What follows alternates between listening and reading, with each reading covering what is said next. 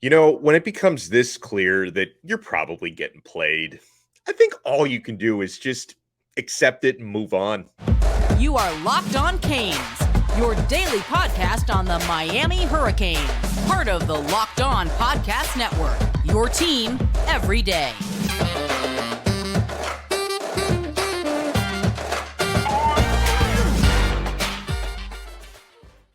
Never a dull moment in recruiting, eh? I'm Alex Donno, your host. I'm a University of Miami alumnus, longtime South Florida sports radio vet, and contributor to allhurricanes.com. And thank you so much for making Locked On Canes your first listen today. We're available free wherever you get your podcasts and available free on YouTube. So Cormani McClain definitely visited Colorado. Definitely. And he might even still be there right now as I speak to you guys on Sunday midday. He might still be there, if not on his way home at this moment. So Cormani McClain, Miami verbal commit, who never signed a national letter of intent, had expected him to do that in December. Now he can't sign a letter of intent to Miami or anywhere else until February 1st. Him being in Boulder, Colorado this weekend, visiting the Buffaloes and Coach Prime was probably the worst kept secret in America. Even though, like, Cormani McClain, when rumors started to come out that people were seeing him on campus and around campus at Colorado, like, he even went out of his way to send an Instagram post with a location pin claiming that he was in Tampa, Florida, which is, right around the corner from Lakeland where he lives. And then, like, as he was sending that location pin, though, someone was streaming an Instagram live of Cormani in a photo shoot in Boulder, visiting with other Colorado visitors in Colorado Buffaloes gear. He was wearing, the black and gold jersey with the number 7 on it. So, like, he didn't want people to know he was there, but he was definitely there, okay? And this was on Saturday.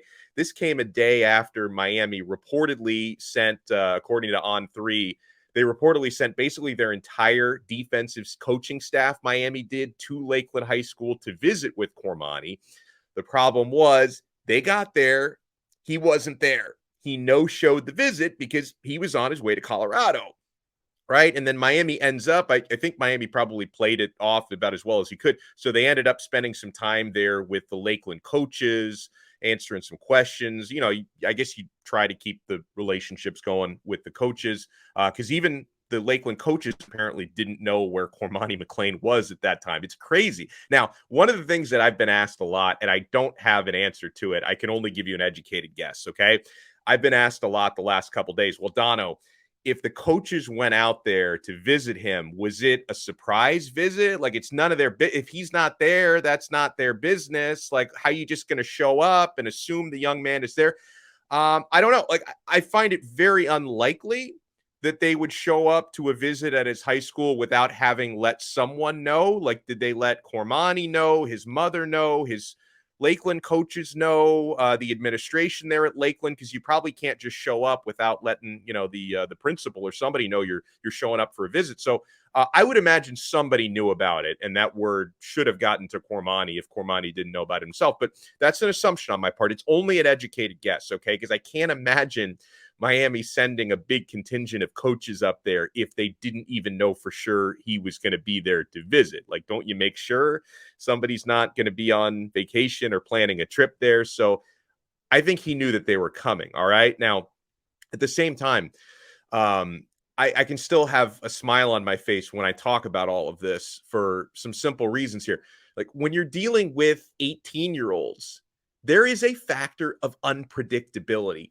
Everyone knows that. Believe me, these coaches know that. Sometimes you get played. So you take your emotions out of it. You just accept it as part of the recruiting landscape. Because believe me, folks, not every recruitment is like this one. This one is very unique. Of course, Cormani's situation is not straightforward like most other situations are. But this is not a completely unique scenario, okay? It's the nature of the beast. Miami has been trolled and played before, and this won't be the last time it happens, okay? And, of course, something very similar just happened to Florida State last year with Travis Hunter, and Deion Sanders was also involved with that. And then Florida State, they move on with their business. They go on and have a 10-win season without him. All you can do here is move on the same way that Florida State did, okay? And if Cormani McClain doesn't sign with Miami, I'm not going to hold a grudge. And I'm not going to pretend that I'm not disappointed about it. Okay. Because I know some Canes fans are like, you know what? Probably not even any good anyway. We don't need him. The drama would have just torn the locker room apart. Like, I'm going to be disappointed. If he signs with Colorado or anywhere else and it's not Miami, I'm going to be disappointed. This is an excellent player, and I wanted him in Miami's 2023 class. But let's remember, guys, he's still a high schooler, and, he's about to be worth millions of dollars. I can't imagine being his age. Like, when I was 18 years old, nobody cared about me. I didn't have two nickels to rub together. Like, the only people who cared about me were my, family members and maybe a couple of my friends, right? He, in his situation at 18 years old, he's dealing with lawyers and family members and all of these coaches from multiple teams getting involved in his life, pulling him in different directions. Like, that's not an easy situation to be in, especially when your personality is a little bit more introverted the way his is. And I know his mother is a major influence on his recruitment. She really seems to steer the ship with a lot of the business stuff. Not to mention, you've got Deion Sanders in your ear, and Coach Prime, he's just as much a reality TV star as he is a college coach, if not more of a reality TV star. His playbook is very clear. He likes to play up the drama card. He likes his recruits that he's about to flip to go about it in this manner. The same thing that was unfolding with Travis Hunter looks like it could be unfolding here with Cormani McClain. That's the way Prime likes to do it. And, everyone asks me, like, how come Cormani didn't just decommit from Miami weeks ago and officially reopen his recruitment? That's the right way to do it. Why string Miami along?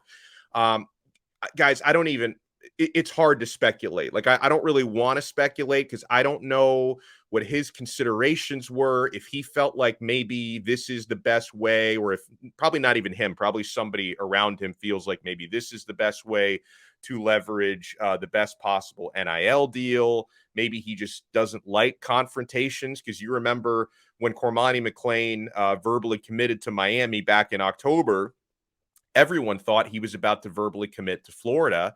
And then the word came out. He had tipped off Miami's coaches before his announcement, I'm picking you.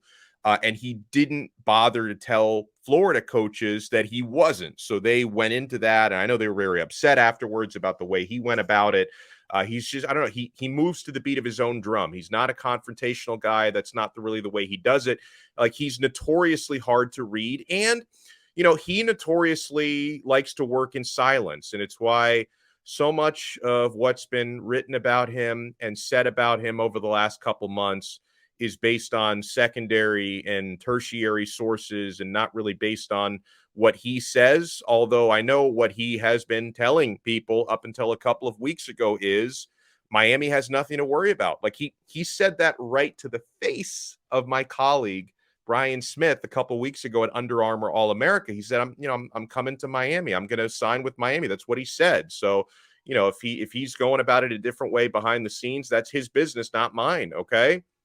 Whether he signs with Colorado, Miami, or anyone else, we move on, and I'll wish him the best. Like, I'm not going to hold a grudge against a high school kid because he strung me along. And you know what? Here's another thing that I always remember and why I don't take these things personally, and you guys shouldn't either, okay? When he chose Miami over Florida and Florida fans were all upset and bent out of shape because they thought he was going to Florida, I thought it was hilarious. Like, I thought it was hilarious when he chose Miami. And I see the way Colorado fans now, a lot of you guys show up in my mentions, and thank you for watching and thank you for listening. It's nice to have you aboard. I see the way Colorado fans are like loving this. Like, oh yes, please, Cormani, troll them. I can't wait till you pick Colorado. Like, if I was on their side of it, I'd be enjoying this saga the same way that they are. That's just the nature of the beast. Obviously, not every recruit goes about it this way. Most don't, some do. That's just the nature of the game, man. It's just the nature of the game. That's the reality of high school recruiting in 2023. And guys, it's up to Mario Cristobal and his staff to know when they're getting played and respond accordingly and move on. And I think that's what Miami is doing right now. I think that they're moving on. We're going to talk about that in just a second here on Locked On Canes, right after we talk about the awesome folks at LinkedIn Jobs. Guys, I know this works because I've gotten opportunities through LinkedIn Jobs as an employee. So if you are a small business owner or hiring manager, you know that success in 2023, it all depends on the team members you surround yourself with. That's why you have to check out LinkedIn Jobs. With LinkedIn Jobs, you can hire qualified candidates more efficiently by matching open roles with people who have the skills, values, and experiences to help you achieve your goals. LinkedIn Jobs helps you quickly attract qualified candidates to your open jobs with targeting tools. They go beyond resume data by using insights from your job post, company, and their 875 million member profiles. That's a lot of people on there to put your post in front of the most qualified candidates. LinkedIn Jobs makes it easy to screen and rate applicants based on your job qualifications, all on one platform. LinkedIn Jobs helps you find the qualified candidates you want to talk to faster. So post your job for free at linkedin.com/lockedoncollege. It's free, guys. LinkedIn.com/lockedoncollege to post your job for free. Terms and conditions apply. Thank you so much for making Locked On Canes your first listen today. We're available free wherever you get your podcasts and available free on YouTube. So as far as moving on goes, and again, I cited an on3.com report that Miami sent a large contingent of defensive coaches up to Lakeland only to get essentially stood up, okay? So if the scenario played out with that way, it would not surprise me whatsoever if Mario Cristobal has already pulled Cormani McClain's offer. And if he hasn't done that officially, I think he's done it unofficially to focus on other targets. You know, because if you feel like if you feel like you're getting misled and this player is not serious about playing for you, sometimes, like the great Kenny Rogers said, you got to know when to hold them and know when to fold them. You got to know when to walk away, know when to run. I think you might have to run away from this situation now. Now, I don't know for sure if they officially pulled his offer because they don't have to tell me or anybody that. And perhaps they still believe they have a shot there. But I don't know because Nick Saban apparently has already stopped recruiting Cormani McClain to Alabama because he sees red flags with the situation and he doesn't want the drama. Now, remember, for those who are Miami Hurricanes football fans and have followed this recruiting class, Miami has a top 5 class with or without Cormani McClain, right? And at cornerback, you're in very good shape with the young players coming in. Damari Brown and Robert Stafford are both high-rated 4-star corners. Devontae Brown, who's Damari's older brother, who just transferred in from UCF, is ready to plug and play at that position. He's probably going to end up being a starting corner for Miami next year. And as far as recruiting goes, Miami has apparently already pivoted their focus to a great cornerback option in the transfer portal. So when I talk about accepting a situation and moving on from it, it sounds like Miami's already doing that. According to Gaby Urrutia from Inside the U, when Hurricanes coaches figured out that Cormani was not in Lakeland on Friday, they immediately pivoted. I think they did talk to Lakeland coaches first and had a little visit there, but they quickly pivoted right out of Lakeland and over to Jacksonville to visit in person with Georgia transfer cornerback Jaheim Singletary. Singletary is a player that I absolutely covet. And I think this is someone Miami should be targeting, whether or not Cormani McClain sticks with Miami. If there's a slim chance that Cormani McClain does sign with Miami, I still think you need to go after Jaheim Singletary. But let's also remember something, that if and assuming McClain doesn't sign with Miami, that also frees up the NIL money that he has been promised. And that now can be budgeted elsewhere, right? It was a similar thing when Jaden Rashada, who was in line for a sizable NIL at Miami, when he decommitted from Miami and flipped to Florida. There's a whole new mess going on now with that. But when he decommitted from Miami, that freed up the NIL money that was being allocated to him. Miami was able to inject that into other areas. The same thing now could happen with the Cormani McClain funds, and I think a great way to use that could be on Jaheim Singletary. It's a former 5-star recruit out of Duval County, was the 27th overall recruit in the class of 2022. He was the number 5 rated cornerback in that entire class, and I had a conversation with him a couple days ago with our pal Larry Bluestein, who watches more Florida high school football than probably any other human being on planet Earth. And Blue told me that, he thought even being the number 5 rated corner that year, he thought Jaheim Singletary was underrated in the class of 2022. And, he likes him just as much, if not, I think it's a matter of opinion, but Blue likes Singletary. He liked him coming out of high school just as much, if not more, as he liked Cormani McClain. So that's really interesting. Singletary has similar size and dimensions to McClain. He's not quite as long as McClain. He's a little bit thicker now at this point, and he plays more physical than Cormani does. He's 6'2" as Jaheim Singletary. He appeared in 12 games at Georgia as a reserve last year. He has, to his advantage, I think this is one of the good things about transfer portal players. He's got a full year under his belt in a college strength program, not to mention he got excellent coaching for a year at Georgia, and he's got 3 years of eligibility left. So it's not quite the same thing as bringing in a true freshman, but it's pretty similar to that if you could bring in a guy who's got a full 3 years left. And so the connection to Miami, like, first of all, Singletary, he would help soften the blow, if not erase the blow of not getting Cormani McClain. If it does play out that way, if you miss out on Cormani, but you get Jaheim Singletary in the transfer portal, that's a really good trade-off, all right? It's a really, really good trade-off. And there is a few connections to Miami. So when Singletary committed to Georgia, Jamil Adai was his primary recruiter to Georgia. Adai, of course, is now the Miami defensive backs coach. Singletary has been recruited heavily by Miami before. He considered Miami before going to Georgia, even visited Miami before deciding to go to Georgia. And Mario Cristobal had also recruited this player to Oregon. So he's got like a triple threat connection to Miami.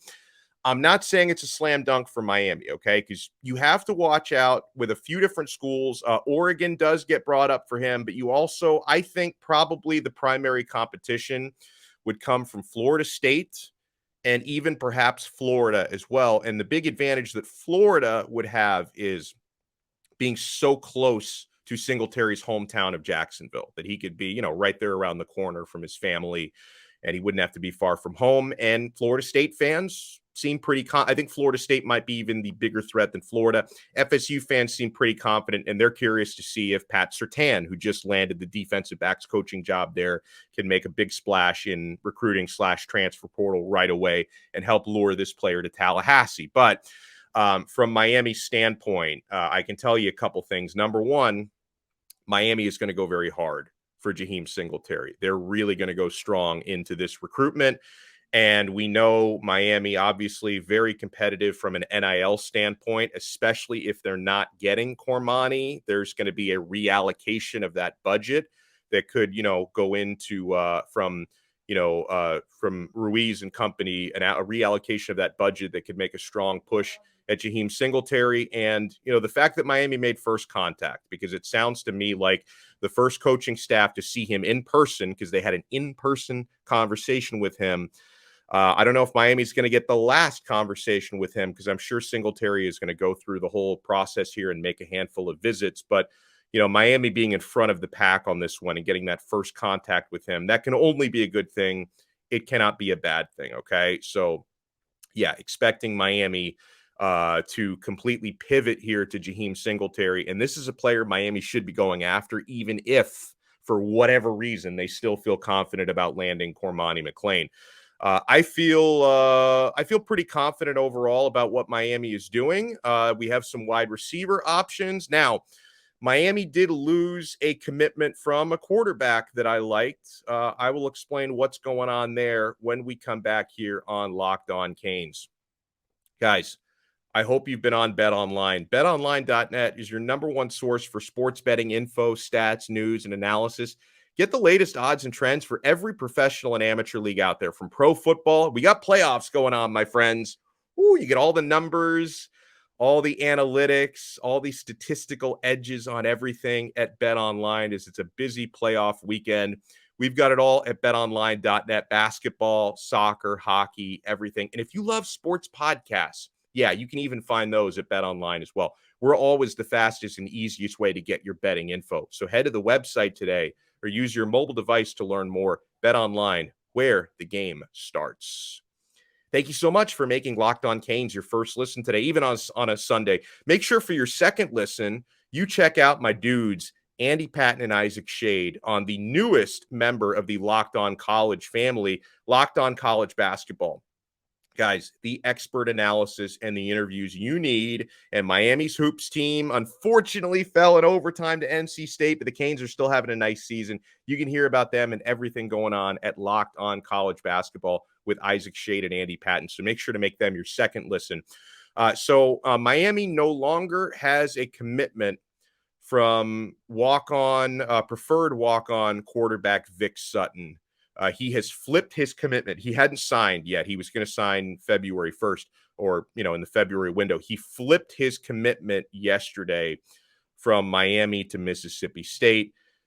This makes a lot of sense. Like, he lives in Mississippi. He gets to stay closer to his family, closer to home. Now, as far as the Mississippi State side of it, I'm not sure if they offered him a scholarship, which Miami didn't, but their quarterback room not as crowded as Miami's right now. So you factor that in, and you factor in the idea that he can be closer to home and family. I wish Vic Sutton nothing but the best. And I hope that he's getting a scholarship there or can quickly earn a scholarship there, because as we said it on this show, Vic Sutton is too good not to have a scholarship. You don't see too many 3-star quarterback prospects. And, I think him getting injured last year and not being able to attend camps, I think was what hurt him. I think had he not suffered an injury last season, I think he definitely would have gotten a lot more scholarship offers out there. So that just the timing of that was very unfortunate for the young man, but he deserves it. I hope he can earn a scholarship quickly there. He's too good not to have a scholarship. His film looks great. I got into, when he did commit to Miami, I got into a Vic Sutton rabbit hole, and his highlights look great. Dangerous dual threat quarterback, strong arm to push the ball down the field. So he's no longer a Miami commit, was going to be a preferred walk-on here. I wish him the best. And yeah, Miami still does have a crowded quarterback room. Tyler Van Dyke is still here, the expected starter next year. Jake Garcia, he loves Miami. He's hanging around. Jakari Brown, who, I like his prospects for the future. Very dangerous runner. Just got to hone that passing ability a little bit. He's still around. He played some as a true freshman last year. And Emory Williams, who could be the quarterback of the future, he's in. So just not a whole lot of opportunity and wiggle room in that Miami quarterback room. So Sutton saw better opportunity somewhere else, and it happened to be closer to home. I do not blame him for taking that opportunity. We talk a lot about wide receivers available in the transfer portal and how we need to get one. Now, as of today, I haven't heard any feedback yet, good or bad, on the visit that Gary Bryant Jr. is making to Miami. I don't know how that's going. I know that, so Gary Bryant Jr. is the really, really dangerous, speedy wide receiver transfer out of USC. Even though he's 5'11", he can play outside receiver, and Miami is hot and heavy for him. I felt pretty good, still feel pretty good, because nothing's changed about Gary Bryant Jr. prior to making his Miami visit. I don't know how that visit went or is going. Hopefully Miami can close there. Now, I do expect Bryant will make more visits, because Miami is his first official visit. He has another one scheduled to Texas A&M. So maybe Miami can impress him so much on this official visit, he shuts down the rest of his process. I'm not expecting that, because he wasn't going to be enrolling in January. He's not enrolling till the summer. He's planning on doing his due diligence. So if Miami can impress him so much, he shuts down the rest of his process, that'd be great. But that's not my expectation. So hopefully it's going well with Gary Bryant. But now there's another option available, and it's a South Florida player. So Alabama wide receiver Tyler Harrell, who's a former Louisville receiver, he is in the transfer portal. He's a Columbus High grad, right? That's Mario Cristobal's alma mater, okay? 6'1", 175 pounds. He entered the transfer portal just yesterday. He announced it on Twitter. So he's an experienced player. He's been granted a 6th season of eligibility for 2023. He had actually just transferred from Louisville to Alabama, was in Louisville from 2018 to 2021, transferred to Alabama, just, had a hard time breaking through that top receiver rotation there, but was very good at Louisville. He's a grad transfer now. And these are numbers per AL.com. He averaged in 2021 at Louisville, he averaged 29.1 yards per catch, and he scored 6 touchdowns that year. He arrived at Alabama with high expectations, but it never materialized. And actually, it wasn't just not being able to break the rotation. Actually, a lot of that had to do with injury. He suffered a foot injury, and that lingered into October. And so that, affected his ability to get into the Alabama rotation. And something to think about, not only does Tyler Harrell have the South Florida ties, being a Columbus High grad, having grown up here, family down here, he's also got, an Alabama teammate, a former teammate in Javion Cohen here. I don't know how close they are, but Cohen can obviously help make that sales pitch in Miami's favor. He can tell Harrell about his process having come here. If they do have any kind of a friendship relationship, that can only work in Miami's favor. So we will see how that plays out. Now, I don't necessarily know if Miami could land both out of the two of them. I would rather have Gary Bryant than Tyler Harrell because Bryant's got more eligibility left. He's got 3 years of eligibility left, and I just think he has more upside than Harrell. But Harrell could be like a nice 1-year stopgap guy. So I don't know if Miami could land both, but that could be a nice plan B if the plan A, if Gary Bryant does not work out, or if Miami thinks that isn't working out. So that is one to keep an eye on. So, yeah, guys, I appreciate you tuning in as always. If you do us a favor, if you enjoyed the show, and even if you didn't, leave us a 5-star rating on Apple Podcasts, Spotify, Odyssey, Google, wherever you get your pods. Leave us a 5-star rating. And by the way, we've gotten some new reviews recently on Apple Podcasts. I want to throw some shout outs in the next episode because I don't want you guys to think that, hey, I'm asking you to leave reviews and then I'm never going to even shout you out. I do want to do some shout outs on our next show for folks who have left us reviews because I really appreciate it. So if you can leave us a 5-star rating and leave us a quick review, I would really appreciate it. And if you're watching on YouTube, you know what to do, man. Hit that thumbs up button, hit that like button, smash it, and make sure you subscribe to Locked On Canes. And yeah, I think Miami is getting played by Cormani McClain and Coach Prime. I don't take it personally. If I was on the Colorado side of it, I'd be having a lot of fun with this situation. It is what it is. It's the nature of the beast. All Miami can do is recognize you're getting trolled. If that's what's happening here, pivot, move on, focus your time and efforts elsewhere. And I think that's what the Canes are doing as we speak. So we will talk to you again tomorrow on another episode of Locked On Canes. We are part of the awesome Locked On Podcast Network, your team every day.